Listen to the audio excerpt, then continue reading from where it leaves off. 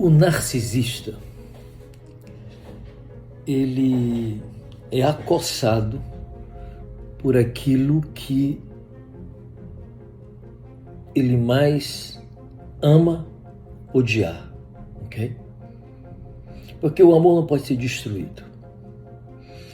A percepção do amor pode ser destruída. A estrutura mental que percebe o amor pode ser destruída, mas o amor não pode ser destruído. É por isso que ele é atormentado.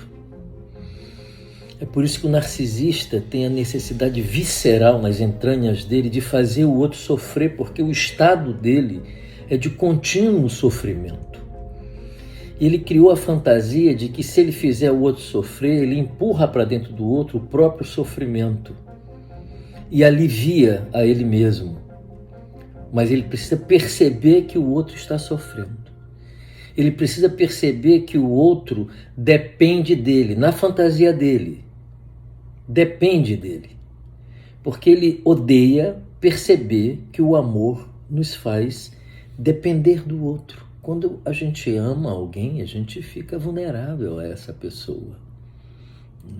Aquela pessoa pode nos fazer sofrer, porque pode não nos querer, por exemplo, nos trocar por outra pessoa, ou deixar de nos amar.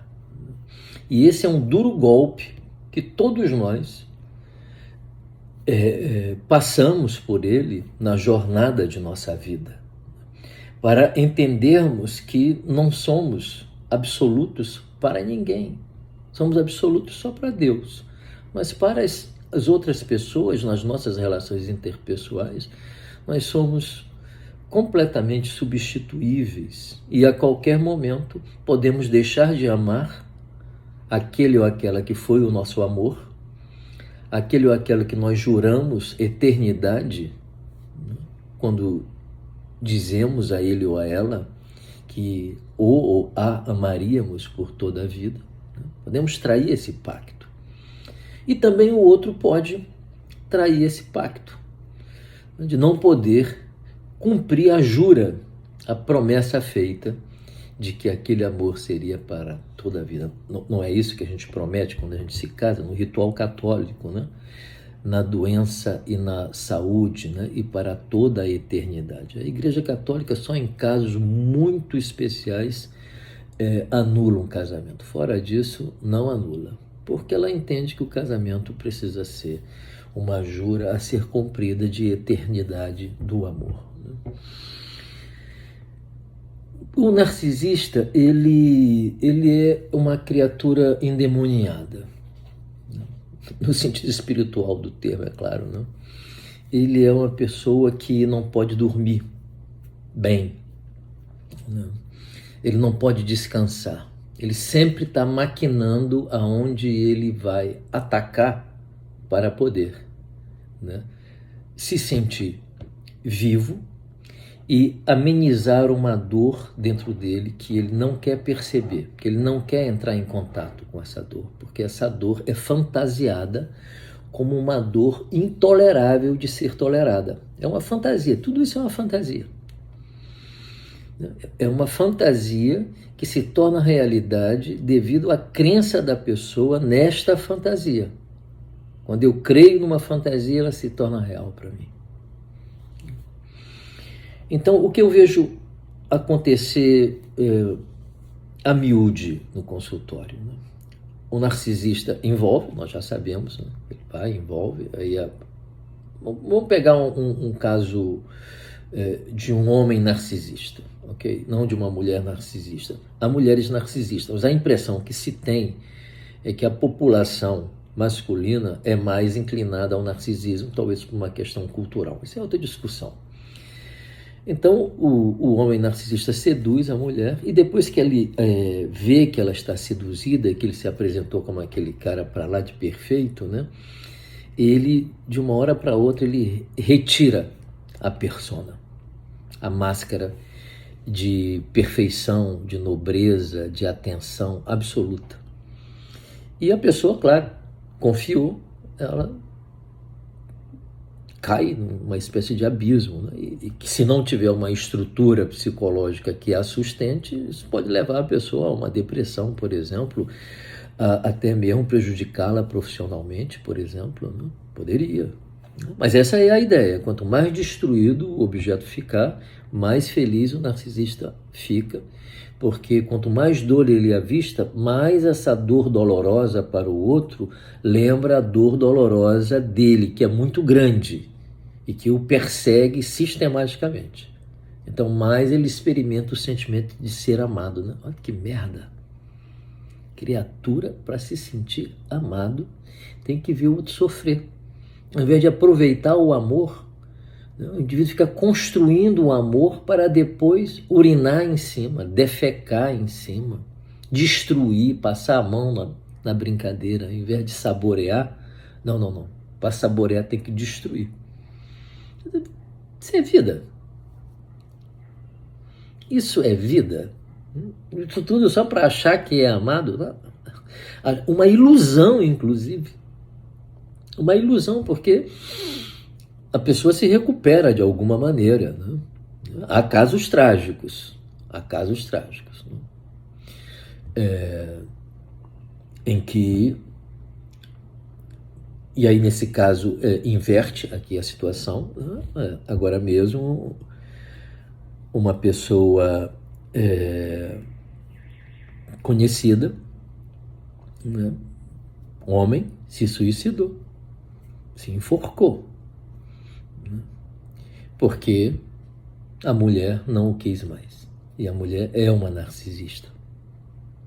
Então, esse caso é um caso recente. Não é meu caso clínico, importante, mas é de uma pessoa que eu conhecia. Né? Não tinha muita proximidade, mas conhecia. O que eu quero dizer é que se a pessoa não tiver uma estrutura psicológica importante, ela pode malograr nesse processo, ela pode se afundar de uma maneira irreversível, como nesse caso. Porque o narcisista é mau. E ele se regozija com a infelicidade, ele é invejoso também. Né?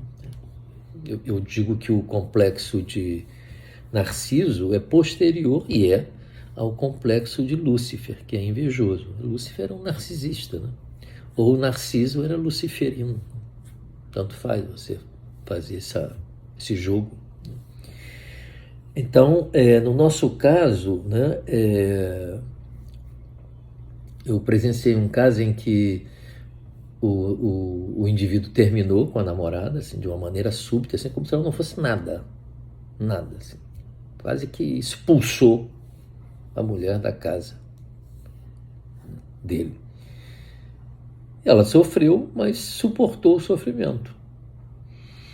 Como ele percebeu que ela não veio atrás buscar, né, o amor do bebê rejeitado da mamãe, ele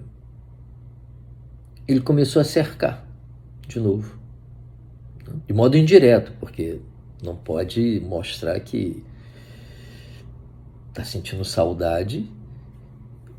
E aí é complicado dizer isso, porque é saudade da pessoa, sim, porque correu o risco de amar, ou percebeu que estava amando, e também estava incomodado porque o plano malévolo não havia funcionado.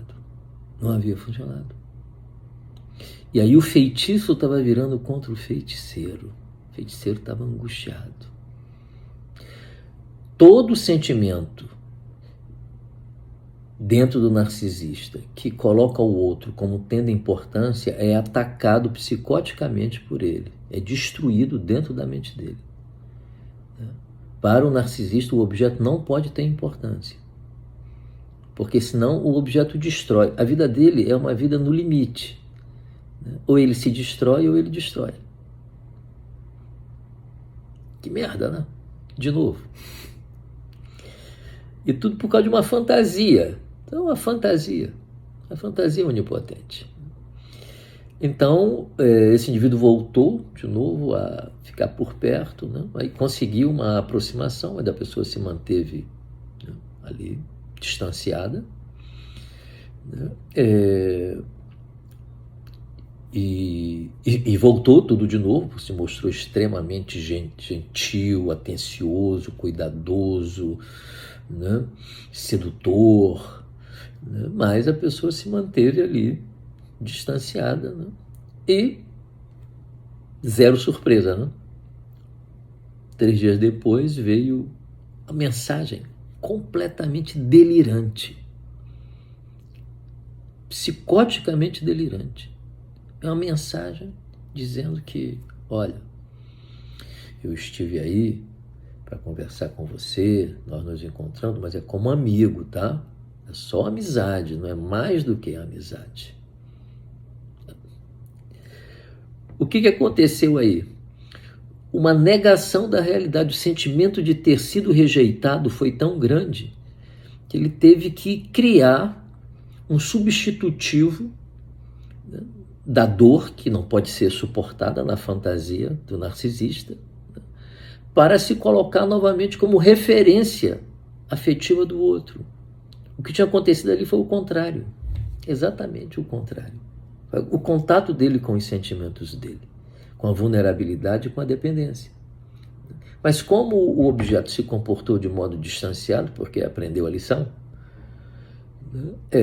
então o indivíduo não pôde sair dali percebendo que ele fracassou na intenção de destruir o objeto. Porque a vida do narcisista é assim, ou é triunfo ou é fracasso. A relação é de poder, não é a relação de amor, é de poder. Então ele saiu dali fracassado nas intenções. Ele não conseguiu fisgar, pescar nenhuma nesga do amor que ele recebeu quando estava naquela relação. Ele não conseguiu perceber. Isso o destruiria. E só não o destruiu porque o recurso psicótico de criar um delírio ainda funciona nessa estrutura mental. Mas no dia que não funcionar, né, vai colapsar e aí a dor é grande. Então, eu achei esse comentário assim importante porque São Máximo, o confessor, no século III, dizia, né, que o narcisismo é o amor de si contra si. O cara se ama e esse amor está tão envenenado pelo ódio, pela inveja, que faz mal para a própria pessoa. Eu reformulei essa máxima de São Máximo dizendo: o narcisista ama odiar o amor. E ele é assombrado pelo amor. Ele fica procurando o amor para destruir o amor. Ele repete a épica jornada trágica do seu nascimento, né? Ele está preso ao passado. Todos nós somos um pouco narcisistas, né? Mas eu quero acreditar que não a esse ponto, não a esse ponto. Podemos amar, podemos não ser amados. E temos que aceitar que realmente nós não somos insubstituíveis.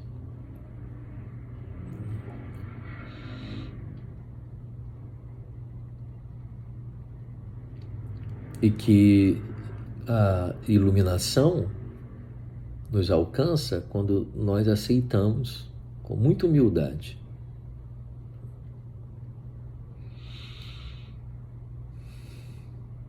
que somos só uma pessoa no mundo e que existe tantas pessoas no mundo para amar também, não existe? A minha hipótese é que a gente acaba se apaixonando na jornada da vida. Se você namorou de modo razoável, a gente encontrou vários tipos. A gente mesmo é um desses tipos, talvez. Tenhamos muito de narcisismo sem perceber que temos, né? A gente só vai conseguir ver através do outro.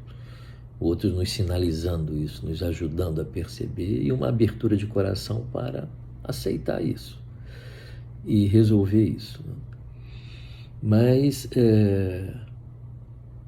eu creio que quando essa demanda de amor visceral, adesivo, pegajoso, que segura o objeto e não larga o objeto, né? Mas o objeto, que é um objeto narcísico, se afasta e aí você mergulha na sua própria escuridão.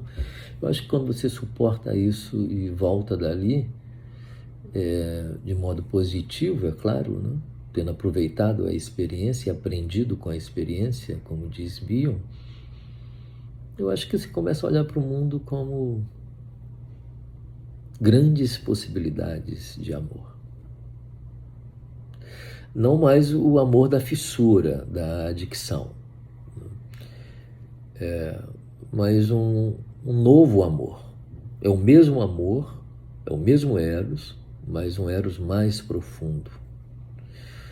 Um Eros que ama, mas que compreendeu a natureza do amor. Isso traz paz. Não traz a paixão, né? Não aquela paixão, pode trazer uma outra paixão, né?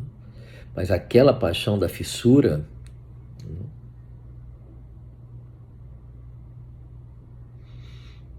Não traz, eu acho que não traz. Mas é bom, porque existem muitas qualidades do bom, né? Bom, ter vivido paixões, né, avassaladoras na jornada da vida é bom? É claro que é bom, é ótimo, na verdade. Se espera que se tenha vivido isso. Mas também se espera que se tenha aprendido com isso, porque isso não pode funcionar, né? Isso é só um rito de iniciação. Então,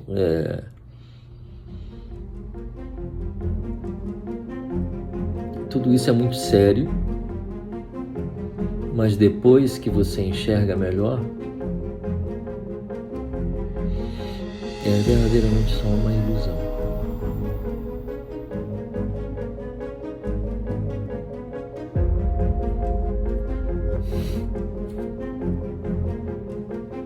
Devania, que bacana, né?